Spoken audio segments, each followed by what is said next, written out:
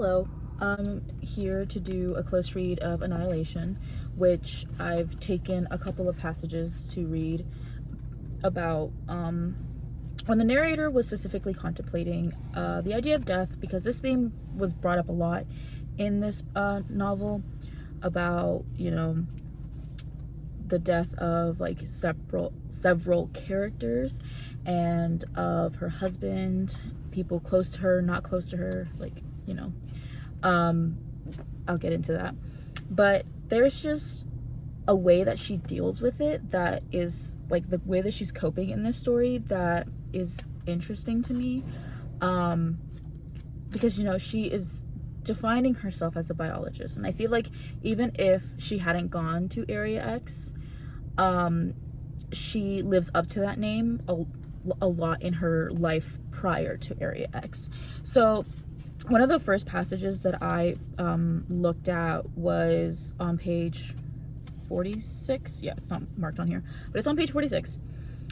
And I think it goes back to her trauma, like the things that she's lived through. So this paragraph is around the mid part of the page where she had just stopped talking about the pool in her backyard. So it starts with, "Our luck ran out and we couldn't afford rent anymore. We moved to a tiny apartment stuffed full of my mother's paintings, which all resembled wallpaper to me. One of the greatest traumas of my life was worrying about the pool. Would the new owners see the beauty and the importance of leaving it as it is, or would they destroy it, create unthinking slaughter in honor of the pool's real function? I never found out. I couldn't bear to go back, even if I also could never forget the richness of that place. All I could do was look forward, apply what I had learned from watching the inhabitants of the pool. And I never did look back, for better or worse. If funding for a project ran out, or the area we studied was suddenly bought for development, I never returned. There are certain kinds of deaths that one should not be expected to relive, certain kinds of connections so deep that, when they're broken, you feel the snap of the link inside you. As we descended into the tower, I felt again, for the first time in a long time, the flush of discovery I had experienced as a child, but I also kept waiting for the snap." So again, she talks about this pool that she was obsessed with at her house when she was little, and it really defines her character at that time of, observing, making notes of what her surroundings are, dealing with the childhood that she was having. Wasn't like a perfect childhood, as we know some childhoods are not perfect, and so the way that she's coping with it has a lot of like, you get through it, you're just gonna move on, you gotta move on because you have no other choice kind of situation. So this also is reflected when she talks about her husband and his death, which is brought up a couple times towards the end. Find out that he was in the Expedition 11 and he came back, wasn't all the way there, but she, it bothered her. And I think this was like one of the first times that she couldn't just move past it. She had to get answers to it, as a biologist, aka scientist, does. They just want answers to things, and she looks for answers to things in other ways. So yeah, so she describes how they argued a lot when she found out that he wanted to go to Area X, and it even talks about their marriage on page 137. The arguing came later, when it became real to me, but never pleading. I never begged him to stay. I couldn't do that. Perhaps he even thought that going away would save our marriage, that somehow it would bring us closer together. I don't know. I have no clue. Some things I will never be good at. But as I stood beside the psychologist's body looking out to sea, I knew that my husband's journal waited for me, that soon I would know what sort of nightmare he had encountered here, and I knew that too. And I knew too that I still blamed him fiercely for his decision. And yet, even so, somewhere in the heart of me, I had begun to believe there was no place I would rather be than Area X.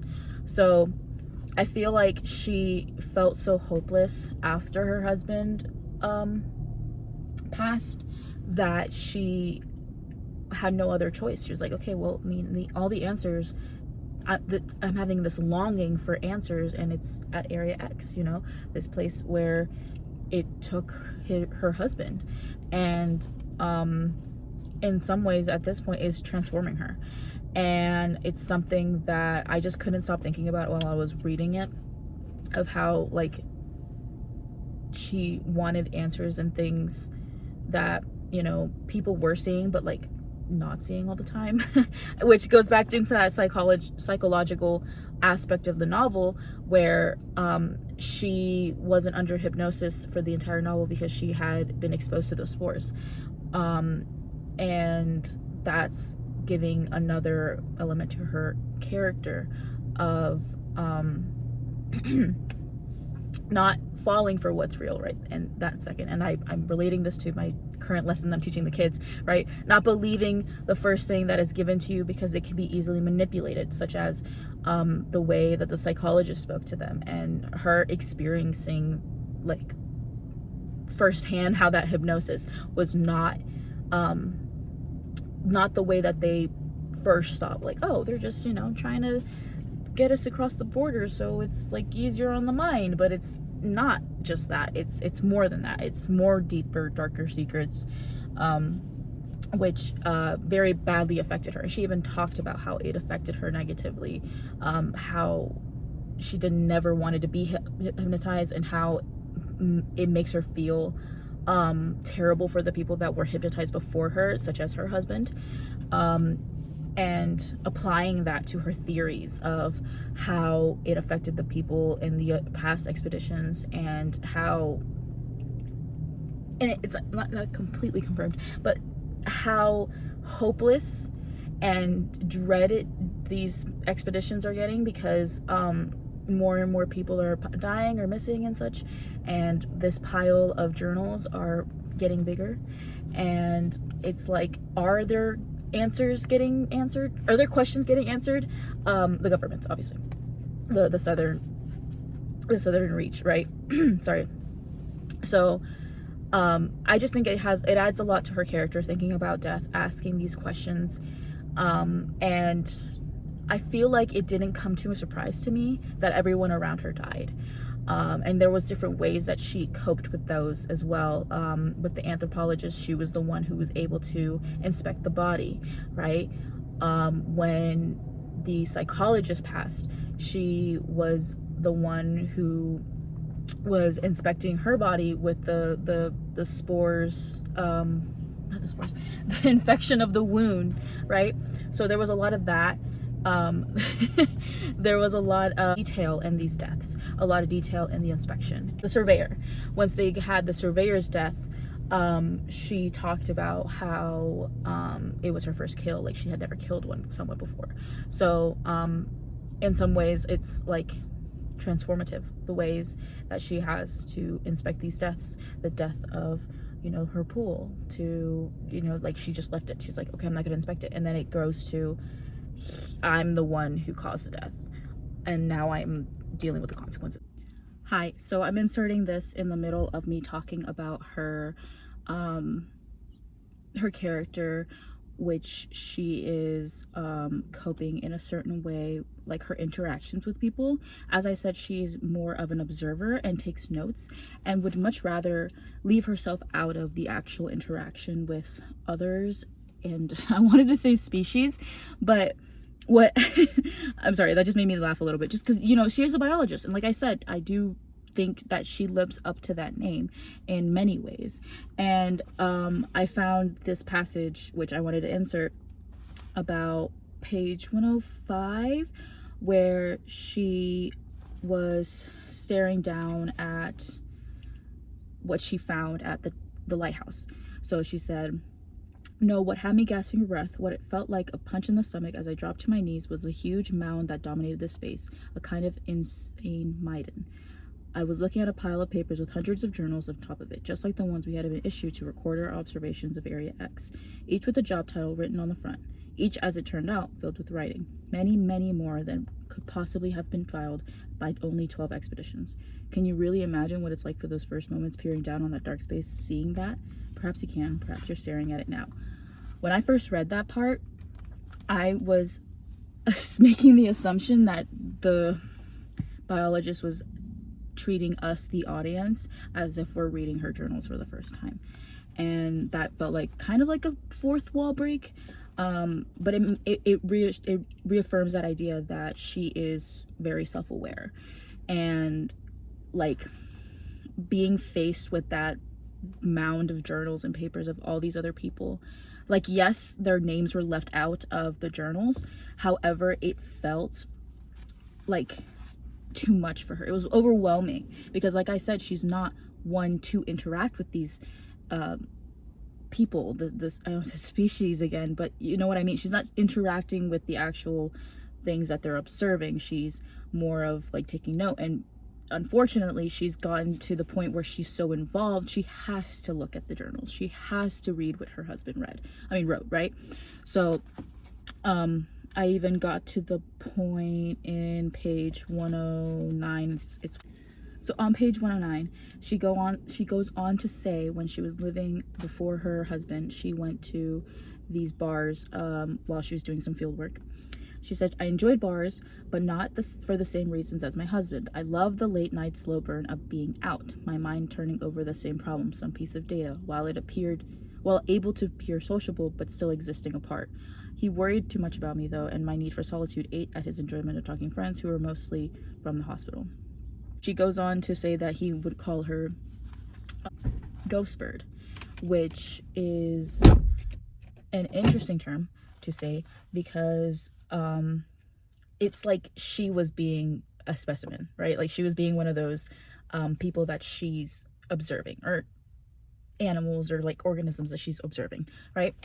And I feel like it bothers her in a way. And she doesn't say it outright that it bothers her that he calls her ghost bird, but you know, she said I'd nod and smile, you know, he called me ghost bird. She goes on to say that I would see him trail off in mid-sentence, gazing at me for some sign of my own contentment, as off to the side I drink my whiskey neat. Ghost bird, he would say later. Did you have fun? I'd nod and smile. But it feels like a little dismissive, right? And then she says, but fun for me was sneaking off to peer into the tidal pool to grasp the intricacies of the creatures that lived there. Sustenance for me was tied to the ecosystem and habitat, orgasm, the sudden realization of the interconnectivity of living things. Observation had meant more to me than interaction.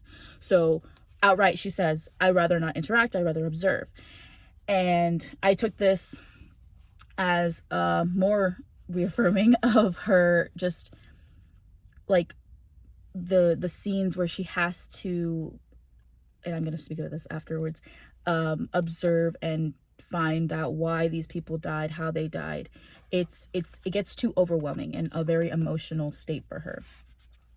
And so I do want to mention the passage where she said on page 147, when I checked again, cautious and low against the side of the hill, I saw her still sprawled there, unmoving. I had never killed anyone before.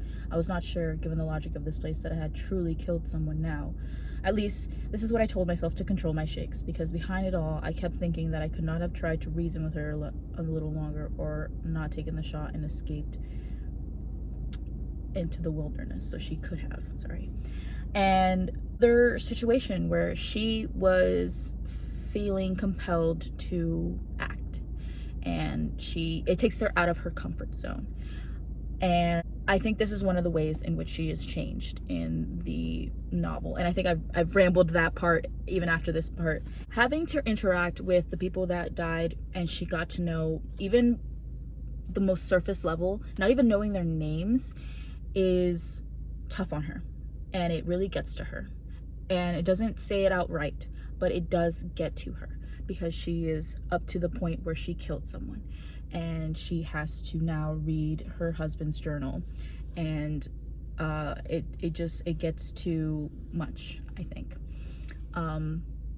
leading to her character development. And I think it's one of the first times I've not been annoyed with a narrator that's female before.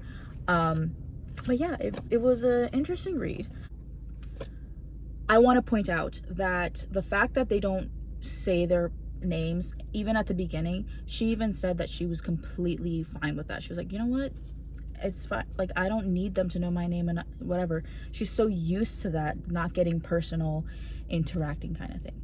So I think it leads me to wonder about how she was trying to get into this expedition knowing she was going with a team of people, and yet she, like, I don't know how she expected to work with them if she was also trying to be solo. Like, I don't know how successful she thought in her mind, or if she thought at all that this expedition would have been if she had known. I can't wait to see what you guys think about it.